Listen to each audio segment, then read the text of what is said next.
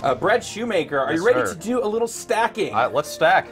We will. Let's stacking shortly. First, let's introduce a couple of guests that we have in the house. All right. Gentlemen, please introduce yourselves. Me? In any order. Yeah. In any order you choose. You know what? you Establish, first, Tim. establish I'll go first. dominance right now. I'm in charge here, and my name is Tim Schafer, and I'm the dominant person at Double Fine Productions. I like it. The alpha And male. here is one of my submissive minions, the Petty. Hi, I'm Lee. I'm in a 12-step program because of Tim. Yes. And I'm happy to be here. Fantastic. Is this one of the steps? This is one of the Who are you steps. having to forgive in this step, or?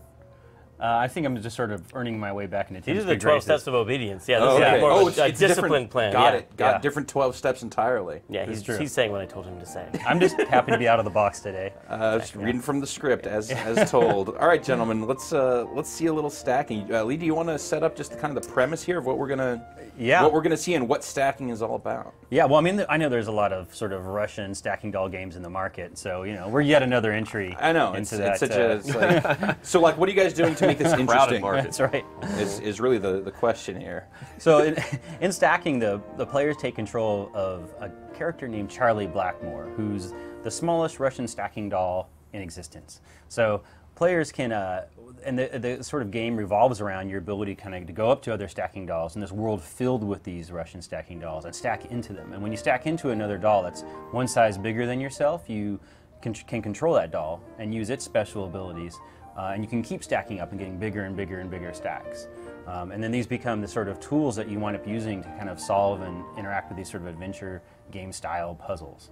I feel like there is just loads of room for some sort of weird psycho-sociological commentary inside of is. this, but Yeah, well, you know. You'll see. or outside of it. Tim, let's Let's- yeah, press let's take start that. as we've been demanded to do. And Lee will keep talking. I will keep talking. So, it's our new game. Oh, who's the boss now? Yeah.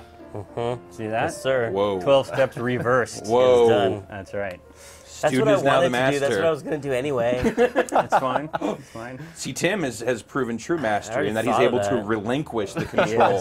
Yes. So, you know, we have this sort of opening cinematic that we're watching now where we're introduced to all the characters, and this is Charlie's family, and it's a family of chimney sweeps. And our game is sort of set in kind of, we kind of took influences from sort of the Lake Victorian area all the way up to sort of like early silent film. We kind of mashed up a lot of different elements in those. So we're sort of looking at how we do a lot of our storytelling, which is in this sort of silent film, sort of theatrical stage production style. So we actually have, like, this particular piece of music we're listening to was written by Peter McConnell and performed by live musicians, was kind of scored like it would be to an actual silent film. And we're kind of learning about Charlie's family here. And Charlie's so tiny that he gets overlooked by a lot of people, even including his family sometimes. And Charlie's father has just become a master chimney sweep at one of the barons, who's a sort of industrialist that we'll learn more about over the course of the game. He becomes a master chimney sweep at his new factory, but he doesn't actually return home. And the family is not a rich family, and so they're sort of not sure what to do next. And the Baron sends one of his men to sort of collect the children as apprentices, and they're sort of the villain, as the music clearly indicates. Are they not? But aren't they already a family of chimney sweeps? Isn't this kind of They were going to do this anyway, right? Well, they're sort of, you know, a family of I mean, they were. A happy chimney sweep family. Yeah, I They mean, it's work sort of like- together, it's but a- now they're being pulled into indentured servitude. Yeah. So it's like a proud heritage of chimney sweeps. You know, they're sort of not seen as a bad thing. A lot of pride in there. So this Baron's not running a union shop, is what you're telling me. Well, we learned out more. Like, so basically, you know, we didn't hear back from the dad, and we're not going to hear back from the brothers and sisters, and so something foul is going on. He ate them. He ate them, yes. So we get a carrier pigeon comes in and kind of lands on Charlie's head, as carrier pigeons often do. And we get a little note from one of Charlie's brothers, Albert, who says that it's sort of a trick. This is not quite right. We're not really being apprenticed. We're actually just being held and forced to do really unsavory things. And Charlie is going to set out to try and rescue his family this way. And child labor is a recurring theme in the game. It is. Because when Lee first pitched the game, he's like, I was like, Russian nesting dolls. Lee, how could you make that a little more commercial? And he said, I'm going to introduce a labor theme right there. of child labor. Yeah. And I was like, done. You had me at labor. Yeah. And could you add a hobo? And yeah, so now we're going to establish the close relationship between a small boy and a wandering homeless person. And actually, this is one of the recurring characters in the game. His name is Levi the Hobo. And he helps you kind of get to the sort of first area in the game, which is going to be this sort of train station where you've heard that your brother's been being held. And he winds up being a recurring character because he sort of stays in one area of the train station and winds up creating what will become what we call the secret hideout for the player. And it winds up being this area that you return to over the course of the game that as you sort of unlock rewards and do various optional gameplay, you wind up sort of filling your secret hideout with all sorts of cool custom things. He's kind of like the chronicler of your adventures. He is. So I'm noticing that some of the stuff in the world is made out of, little household items. Yeah. So what's the nature of the reality here, since they have stuff that's made out of people things, but they're also Russian nesting dolls? Yeah, so what we wanted to do is sort of create their own world, and it's not a direct reference to our world, as in that we're not sort of positioning to be on like the shelf of a peddler and become alive at night. But what we did instead is sort of overlaid this idea that was kind of like a stop motion film, and that you might construct some of those sets with sort of found objects, and that gives them a sense of being in a diorama, or gives them a sense of miniature. So this is not Russian Toy Story. It's not Russian Toy Story. Got it. And it's sort of integrated as like a lot of the early stop motion films kind of did that, where they might use cotton balls as a cloud, and it's integrated just alongside with stuff that's custom built, as long as things that you can kind of find. So it gives the player some richness to explore, to sort of find these sort of second and third read, like little hidden things. So we've got like the area where now we've got these sort of like map pins holding up note paper. We've got marbles as lights, but we also have like little coal carts that are built to their scale. So it's kind of a mix of all these things. So the player sort of, when you first get to the train station, we're going to tutorialize the basics for him, but one of the things that we wind up doing is introducing the first sort of situation the player has to help resolve. And the way our sort of adventures work is that when the player arrives at a place, he's there ultimately to rescue one of his members of his family, but he discovers that there's something wrong, usually involving the Baron using child labor in some sort of unsavory or slightly illegal way. And the player has to kind of resolve a situation that winds up not only freeing his brothers in this case, but also sort of making the world a better place, like getting the kids out of Hawk, and ultimately, hopefully, changing that forever. So the way all of our situations are resolved is that we have this concept of what we call match stacking sets, which are dolls that, and we'll see a picture of one here. So in this case, we have these sort of 3 particular dolls that are sort of meant to be stacked together. And the player has to go and find those dolls and stack them together and use them in some way to kind of end the situation at hand. So in our case, we've learned that there's a labor strike going on. We can kind of see them right down there striking. And there's the train guild, which is, they're off somewhere else in a lounge. And so we have to get them out of the lounge and kind of talk to these guys. So we have to stack them all together and do that. So along the way, we're going to sort of tutorialize the basic mechanics for the player. And the first thing we get here is tell the player how stacking works. So the way that stacking works is that you have to be behind a doll, and it has to be one size larger. And when both those conditions are true, they kind of glow blue, and you can press the stack button, and you jump up into them. And each time you stack, you're taking all the dolls that you previously had with you in your stack. And we're sort of seeing a basic special ability here, which is like all of these dolls have special abilities. And when you stack into the doll that's on the outside, you can use that doll's special ability. In our case, that we just saw there, he used the make way ability to kind of scatter a bunch of dolls that are kind of blocking his way. So you guys just made Hitman with Russian stacking going. Yeah, I'm a little concerned here. What is the nature of self in the world of nesting dolls? I mean, are you killing these guys when you absorb them? You're asking all the questions we wanted you to ask. Yes. Again, Tim in control. Damn it, we're falling right into this trap. Yeah, that's right. We wanted you to explore this issue about yourself, and ultimately, who am I? That's right. What is the game? I don't know. Reflection of the player. So you see, we wanted to give a really simple puzzle up front to show you how to use his abilities to solve puzzles. So this guy, he's just looking for, how simple could this be? He's looking for a key. Yeah. There happens to be one. And so, you could unstack to get into him. Okay. And this sort of shows, one of the things we're doing, which is, the dolls themselves are the objects, they are the verbs in the world. So, it differs a lot from they're the people you talk to, they're the tools you use.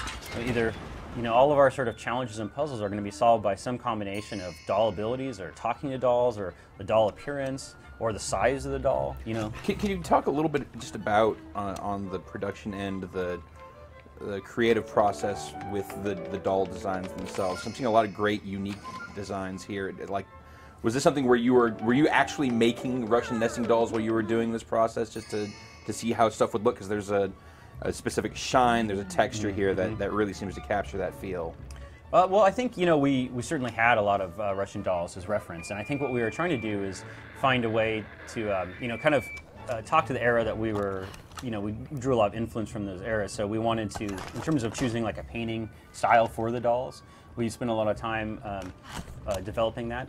And in the actual, one of the things I think that really makes our dolls a little different from, like, say, actual Russian dolls, there's one of my favorite dolls. Is it the fact that they fart? Is the fact they fart? That doll is that doll, and so that's a good demonstration that, you know, one of the things we can have the dolls do is that, because all of the tools are their abilities, and those are sort of the look of the doll oftentimes communicates some aspect of that. They can kind of move around the world on their own using these abilities to kind of like attract your attention, that maybe they could be used in some context. Now I'm trying to figure out the digestive mechanics of a being with no innards. Now. Yeah, it's one of the magical moments of the game. We actually do spend a lot of time talking about bodily functions in some way or another over the course of the game. I'm just enjoying watching the description next to the A button change every time you stack, going from go potty to smoke to flatulate. Yes. The sort There's of some highbrow stuff in here. Yeah. I don't think you noticed the Complex themes. Chopin. You haven't commented on the excellent classical music playing. yes. It's the Well, there's generally a very classy NPR kind of air to NPR, what we're exactly. seeing here. I mean, there's really nothing more satisfying than farting during Chopin. You know, it kind of gives them both a Yeah, little you really extra get kick. both ends of the cultural spectrum, right? Yeah, it is true. so you've questioned yourself and your insides Yeah. on both ends now. So what we've sort of run into here is a challenge, and a challenge in our game is winds up being the sort of like basic building block of the levels. That sort of, you have to solve these challenges to kind of move forward in the game. And one of the things that I guess you could sort of describe challenges as adventure game style puzzles, and one of the things that's very different about our challenges than, say, a traditional adventure game is that they all have multiple solutions. And not only do they have multiple solutions, that you can turn around and resolve them right away. There's not you don't have to start the game over, don't have to do an additional playthrough. You're sort of told how many solutions there are, and you're rewarded for every solution you find right then and there. You only have to do the first solution to move the narrative forward, and so you can come back and redo them later, or you can, if you didn't like a particular puzzle, you can never do it again, or if you really like it, you can just do it right then and there. So in this case, we saw the sort of fart, and we thought, well, we're trying to get in this lounge, and so the clear thing we've learned is that farting gets people to run away. And in this case, the guard has a little more iron constitution than the average doll. So we're sort of looking for another way that we might actually use farting. And look at this awesome fan here, the vent. So we're going to kind of like let one fly into the vent and get a little awesome fart cam. I'm going to travel in here. 2011 is going to get off to a rip-roaring start, I think. And so our goal was to empty the lounge. So in this case, we emptied the lounge by making it repugnant. And Digging so deep everyone within kicks out. ourselves. Digging deep within ourselves. But that's a good example, too, of an ability that's just fun to use on other people and have fun with, but also can actually be used to solve challenges. So, Tim, can you open up our challenge HUD menu? So you can scroll here. We can sort of see that, like, we have sort of still two other unsolved solutions. And we also have this sort of hint system built in here, and that these hint system is progressive. So, you know, it starts off with kind of a vague hint that still lets you do a lot of puzzle solving. They get a little more obvious, so that if you are stuck, you can ultimately pass by revealing all the hints, but you can also, if you just need a little kicker in the right direction, they can kind of nudge you in the right way. So we're going to show you another solution here. This solution involves using two dolls sort of to get the. So we're first going to seduce the guard. I was going to say, I'm impressed by different Yes. Animations She's for got the her different hips. characters. Yeah, Then we're going to stack into the doll. So we sort of seduce the guard away so we can reveal his back, and then we stack into him and use his ability to open the lounge doors. And we're going to go right in the front. So again, you only needed to complete one of those That's to, right. to move forward, right? The dolls that we were after, the match stacking set, were sitting out side, but just to sort of show you that we could do multiple solutions, we can go right back in. So the challenges are kind of like an internal achievement framework thing. It's just kind of extra gameplay that you can optionally sort of take part in. Yeah, Yeah, because when you do in old adventure games, you would come up with your solution to a puzzle, and then you'd playtest it, and someone else would be like, "What about this solution? It's totally valid." And you go like, "Oh, I guess we have to make that work too." But that takes like specification, animation, and dialogue, and so you try to do as many as you can. But it's frustrating knowing that like any individual player will only find one way through it, and you kind of hope they'll play the game again to see that there are all these different options. But here, you don't have to play the whole game again. You can actually just go back into this challenge and try to do all 3 different solutions to that one. Like I can get one more. And that changes the state of the world a little bit. It unlocks new dolls and Make the work count. Make it easier to get to. Yeah, exactly. And so, yeah, and also, as we've been doing this, we've also been collecting unique dolls, and we have a little HUD to help you, or a little in our POS menu, you have like a whole indication of how many unique dolls are in each area. Some of those unique dolls are tied into like solving certain solutions, so there's a lot of sort of optional things that kind of feed into each other that the player can do.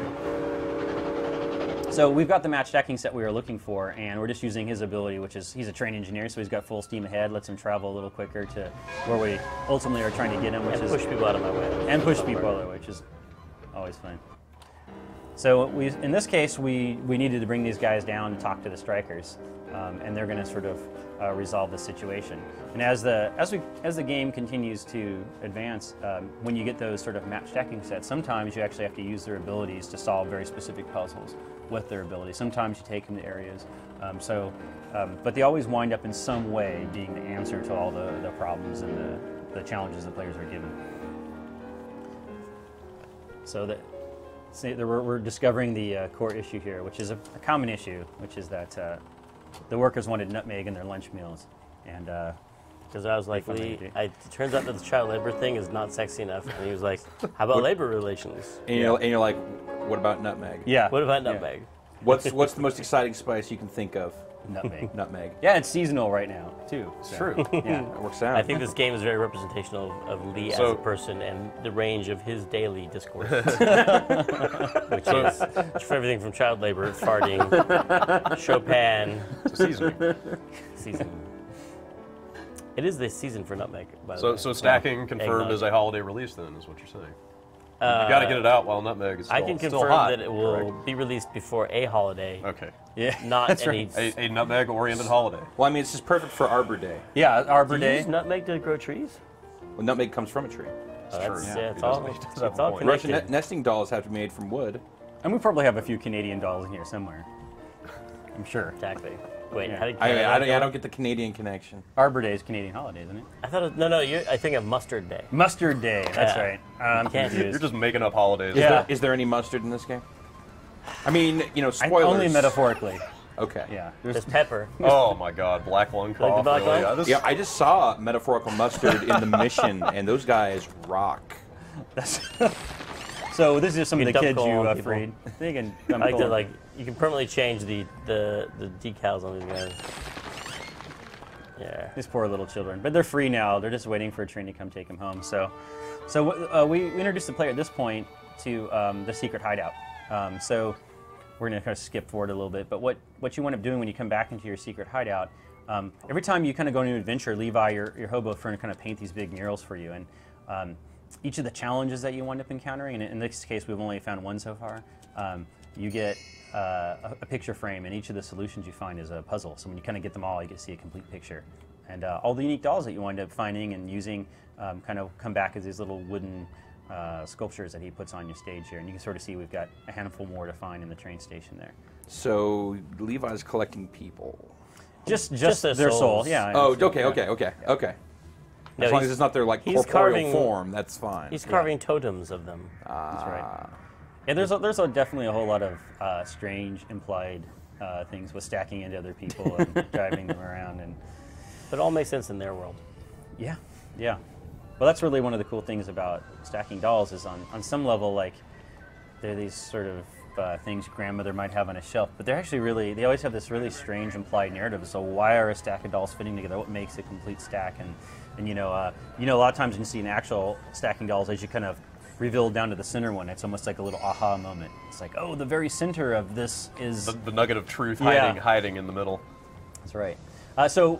At this point, the player could stay and find additional gameplay, but we're gonna go on to a train to the sort of first level and show you a little bit of that. So we got a few new mechanics that we introduced in the first level of the game.